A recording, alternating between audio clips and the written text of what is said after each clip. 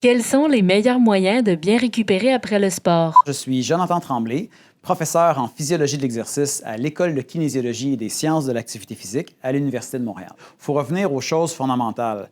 Il y a des piliers de la récupération qui sont essentiellement un bon sommeil, une bonne alimentation, une bonne planification de l'entraînement.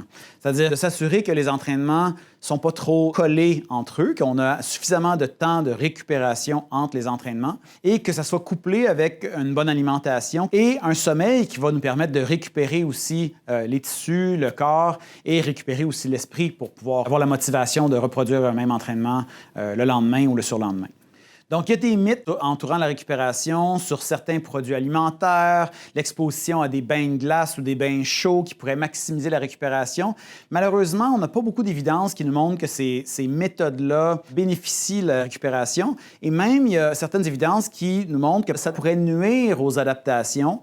Et les bains froids sont utilisés des fois par les athlètes immédiatement après une séance d'entraînement pour récupérer de la séance d'entraînement.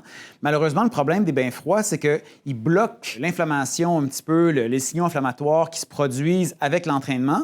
On pourrait dire, c'est bien de bloquer l'inflammation. L'inflammation chronique, c'est dommageable, c'est nuisible. Sauf qu'en même temps, ce stress-là, c'est lui aussi qui permet d'amener des adaptations pour permettre de se développer et d'améliorer les qualités du muscle. C'est le signal qui dit le muscle n'est pas suffisamment bien développé, j'ai causé un stress, développe-toi davantage, puis ça va être moins stressant la prochaine fois, entre guillemets. Là. Donc, il faut faire attention vraiment, si on utilise des bains froids, de l'utiliser vraiment à un moment où on ne vise pas à amener des adaptations, mais on vise vraiment peut-être dans une phase très aiguë de performance, maximiser la performance en compétition sans objectif à plus moyen long terme de développement de l'athlète. Tu sais, par exemple, tu es en compétition, tu as un match aujourd'hui, tu as un autre match le lendemain.